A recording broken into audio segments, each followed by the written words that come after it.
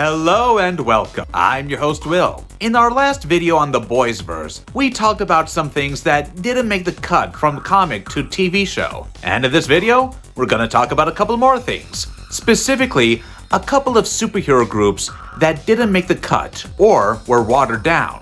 Let's dive into the facts about these 6 superhero groups.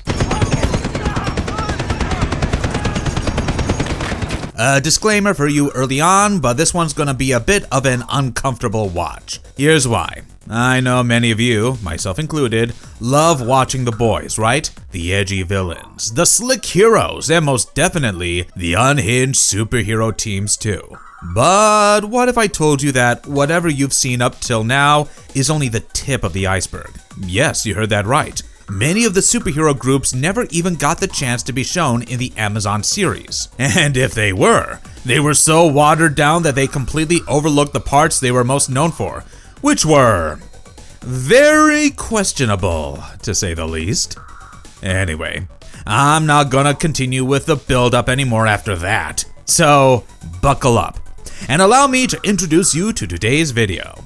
Here are the 6 Rabid and Unhinged soup groups that are too nasty to be on the Boys series. Without any further ado, let's jump right into it. Here we go. The G-Men. Writer Garth Ennis has written a lot of material that can be considered very dark for the commercial taste. But, if you ask, the G-Men are probably the most extreme example of the whole lot. Try to guess who they are based on this description. A brainy leader in a wheelchair, socially outcast teens who've got really weird powers, and a massive mansion where they're all taught on how to be heroes. Yep, this is their take on the X-Men. And more so, considering they've got a whole organization going, with sub-teams like G-Force, G-Style, and G-Wiz. And the wheelchair-bound brainy leader I mentioned? That is the G-Men's Professor X, named John Godolkin. The man in charge, or rather, the monster in charge. I say that because the kids didn't come to him, it was the other way around, and they had no choice. Godolkin literally kidnapped runaways and orphans, had them injected with Compound V multiple times, and went on to brainwash them through numerous instances of sexual abuse, as well as exploiting them, all to ensure that they vowed their loyalty towards him. This was the teaching going on here. Even older members were trained to abuse the recruits. Godolkin basically ran this place with an iron fist, like a brutal dictator. This inhumane behavior would obviously have reflected on the students, including 5-0, a parody of Cyclops, who ran the team with racist and misogynistic rules. He even killed anyone who dared to expose this organizational abuse.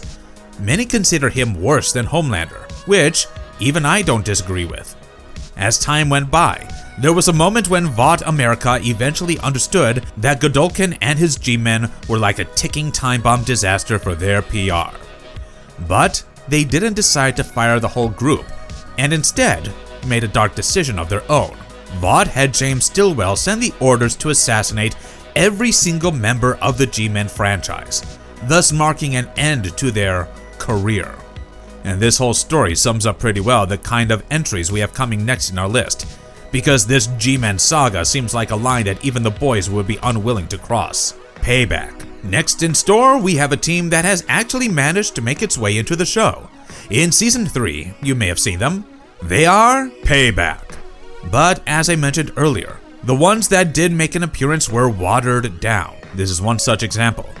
In the comics, Payback, Vought's second most important team behind the 7, is seen as a parody of the Avengers. The same version also includes their unsympathetic leader in none other than Soldier Boy. Then there's Tech Knight, and I cannot overlook this rich guy with no powers, who is simply in an armored suit. And that's because he's a dark fusion of Batman and Iron Man, with one particularly notable twist, which is that his brain develops a tumor the size of a fist. And here's where it all turns nasty. This tumor starts to give him an unsustainable need to have sex with anything. People, objects, you name it. His death is the most hysterical too.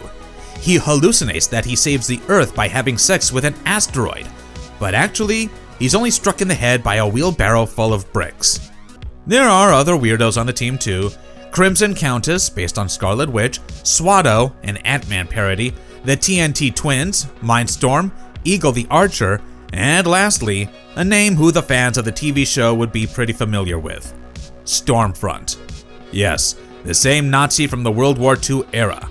That one. Well, unlike the show, which has her as a standalone character, the comics keep her strictly as a team member with Payback.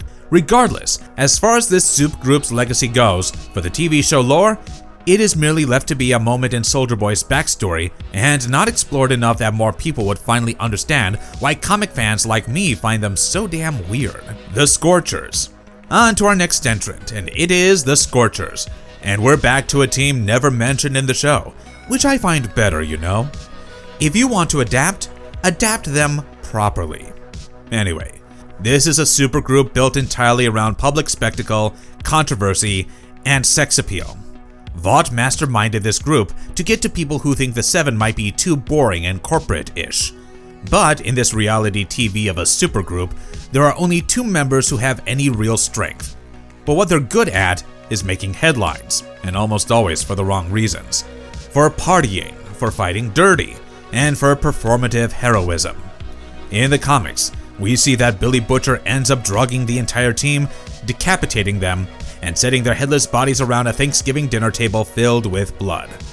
Yeesh. I need to take a 5 after every one of these descriptions. Overall, I don't mind seeing the Scorchers in the TV series, but at the same time, I also don't mind having them stay only in the comics too. Team Titanic. Team Titanic comes next, and the name should be an easy giveaway about who they're parodying. Obviously, the Teen Titans.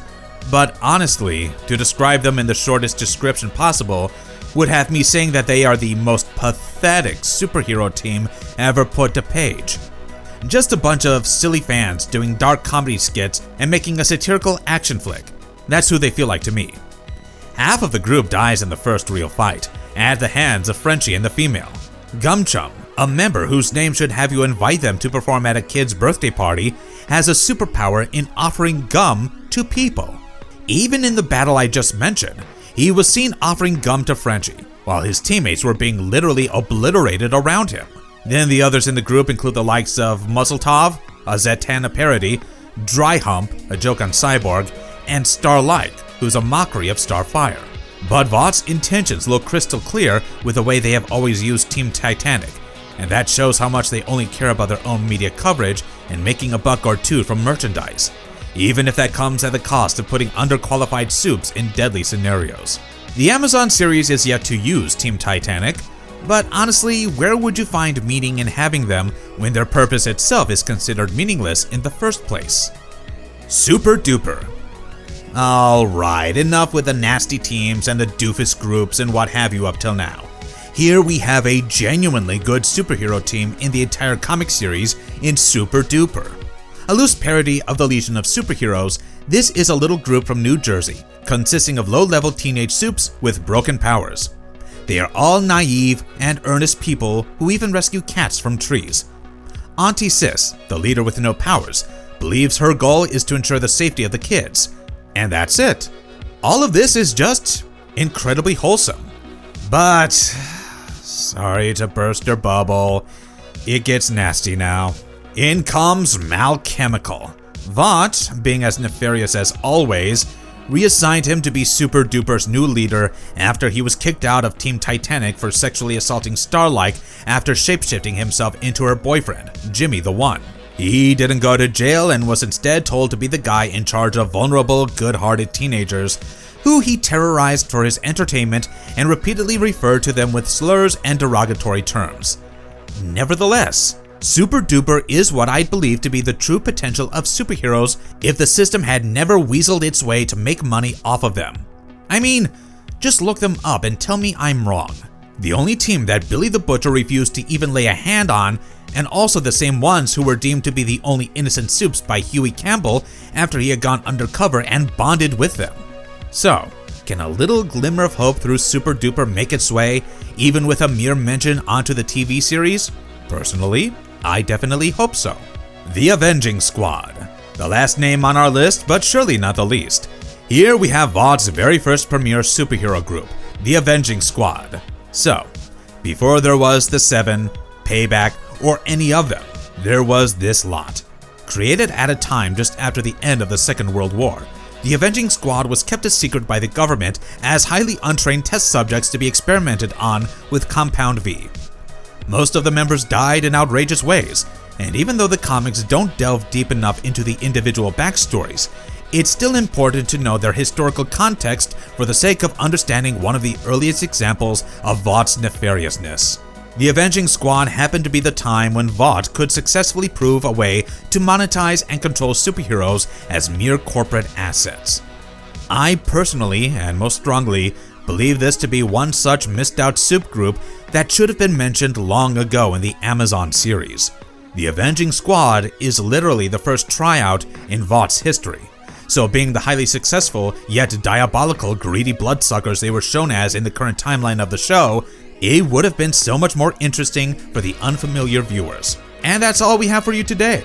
These were just some of my personal preferences when naming 6 Supe groups from the Boys comics, whose characters and stories could be seen to be looking too off for their TV visions, or rather, for the sake of their censorship. Too violent, too disturbing, and too clean even. Say it all and we've covered quite the scope. But they are all fascinating to look into by themselves, while also being products, or examples, as an aftermath of Vought's systematic corruption. So, if you enjoyed watching this video, please drop a like on it, share with your friends, and let us know who your favorite Supe groups are in the comments section down below.